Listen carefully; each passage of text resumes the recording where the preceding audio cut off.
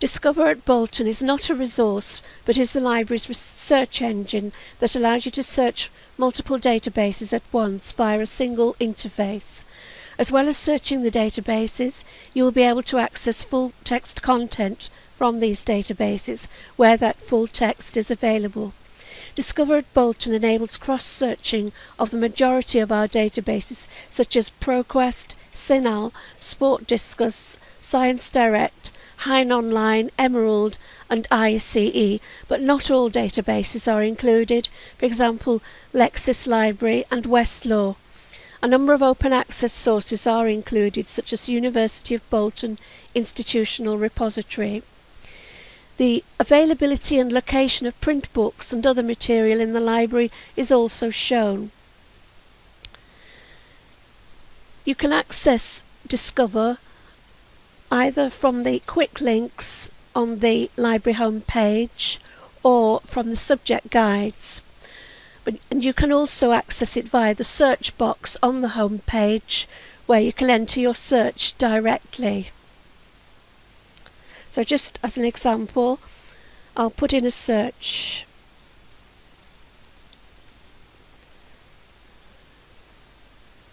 Then click on Find It.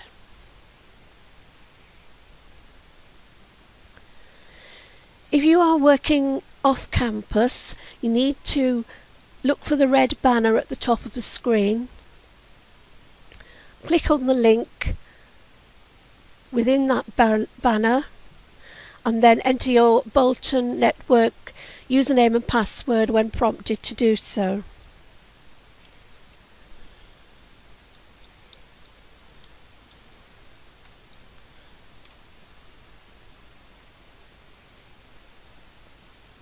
And this will then ensure that you'll be able to access our electronic resources.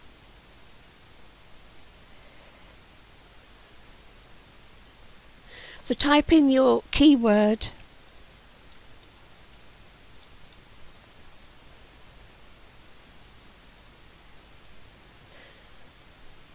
So what you need to do is look at the assignment title, pick out a keyword. So if my assignment is on dyslexia, I'll just pick out that keyword to show you first of all.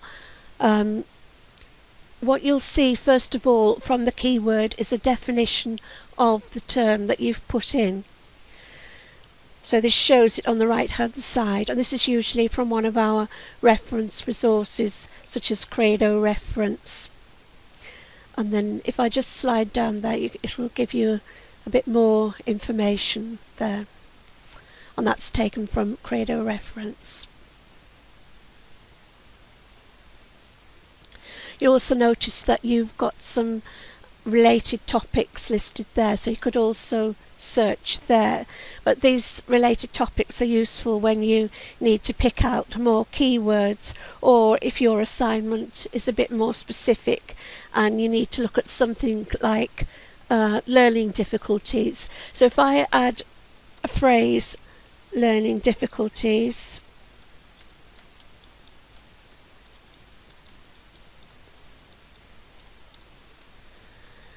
and see, I'll get a more targeted result. Right, so I've got over 11,000 records there. You'll notice that I've put the phrase in quotation marks, so that makes sure that it's searched for it as a phrase. If I take the quotation marks out, you can see what happens. It should bring me more results, but it won't be such a targeted result. So I'll just show you.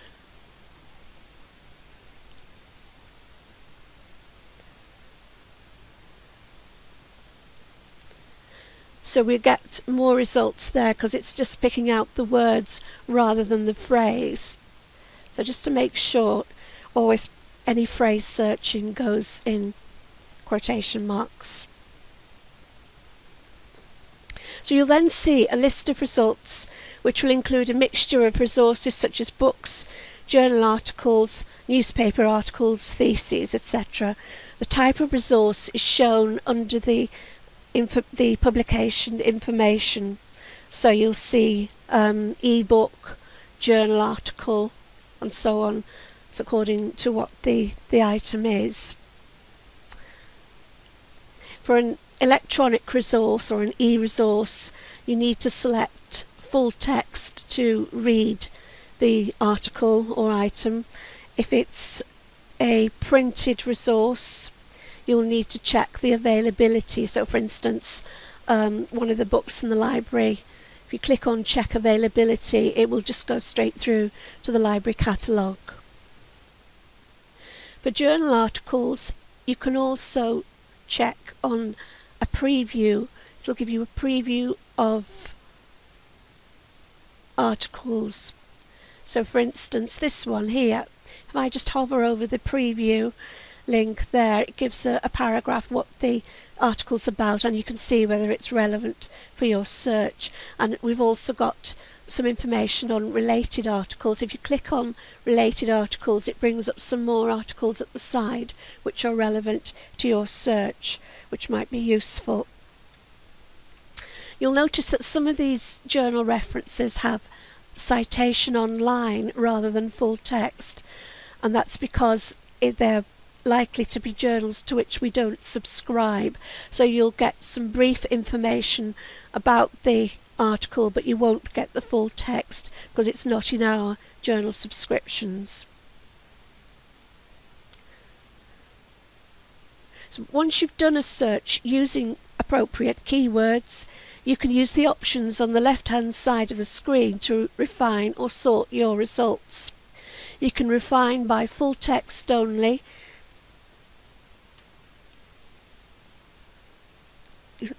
by full text online, and ebooks to search for ebooks.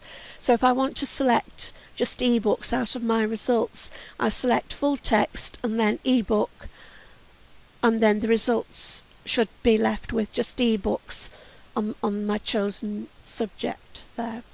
I'll just change that back to quotation marks. I'll just mention before.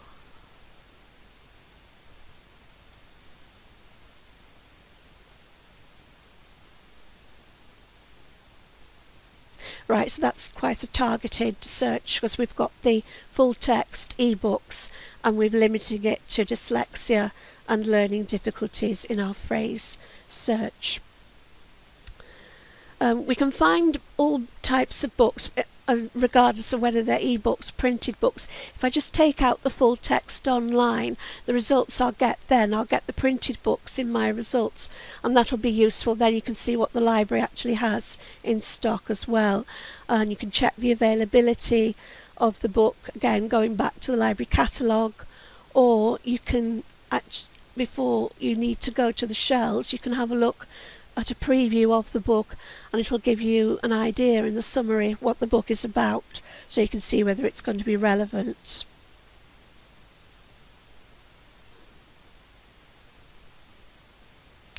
So you can clear your filters as well if you want to just go back and select other limits on your search. You can select by publication date, so say search for material in the last 10 years or so, so just slide that across there, and then if you just want to go back to your search, you can go to full text, scholarly, peer reviewed, journal articles, and this search will look for the results with journal articles, full text, dyslexia, learning difficulties, but in the last 10 years.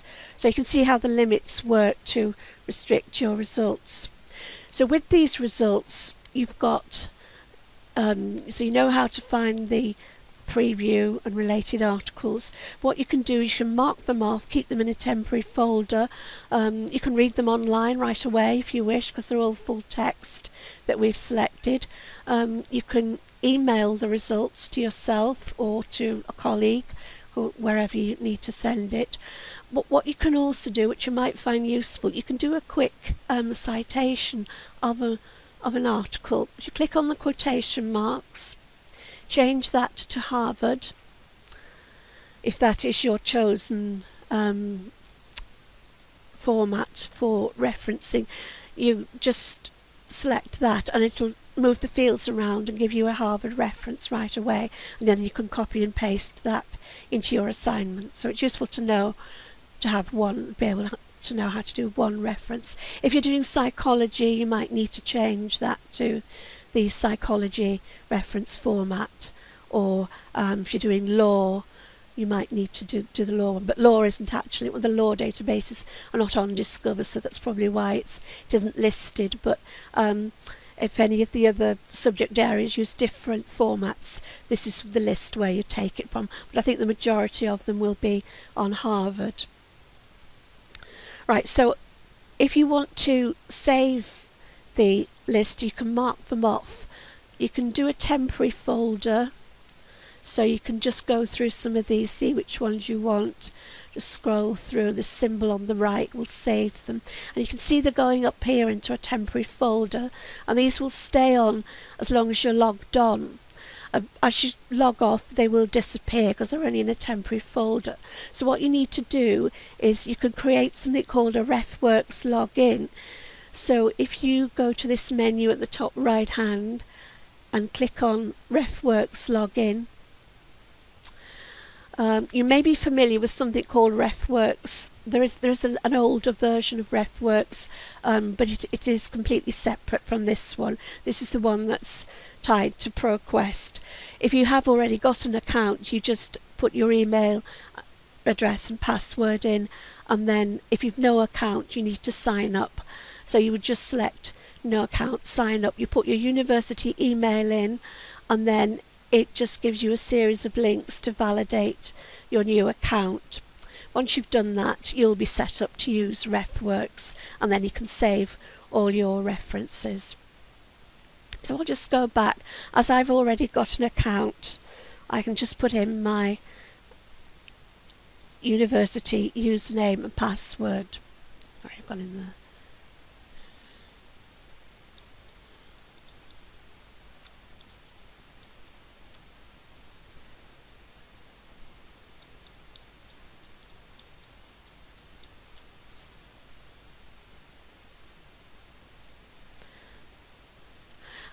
If you have actually set up a separate password, you will need to use that. Now I've just put in my university password that I remembered that I'd actually given this a separate password. Right, so that'll work now with that password. So it just takes a couple of minutes. So these items up here in the folder should now have been made permanent, and there they are there. These were made a few seconds ago. I am logged in, there's my name there, and you can see the 3 items that I've just saved. So with those items there, I can do an immediate, I can do several things with them. I can create a bibliography. If I just tick the boxes there, select create bibliography, and then if you change this round, so it's remembered in Harvard, and then you've got your ready-made bibliography there from the items that you chose. You may need to tweak this a bit just to make sure it's with the Bolton standard. Just check things like initials and italics, and to make sure they follow from what's expected in the Bolton standard, because what you might find is especially so other universities might tweak the standard a little bit for their own use, but ours needs to be with the Bolton standard. So just watch that. You can just copy that then and then paste it into your assignment. So then also with the items that you chose, you can add them to a folder. So this one, these are some previous folders that I've got. So I've got one on dyslexia. So then if I want to assign these items to a folder, select the dyslexia folder there, apply. So those items have all gone into the folder. And that's useful when you're doing different assignments, perhaps at the same time, or over a long time. By the end of the year, you may have selected, or you may have completed quite a few assignments, so you've got quite a large selection of results there, and you've assigned them to different folders. So that's great. You can create a bibliography, you can assign them to folders, but have a play around with some of these different tools and the Refworks, so you find them quite useful. So while that's doing that, you can go back to your search results and you can add more keywords if you think of other things as you go along. So you might want to look at dyslexia, learning difficulties with specific reference to adults. So you can add more keywords as you go along.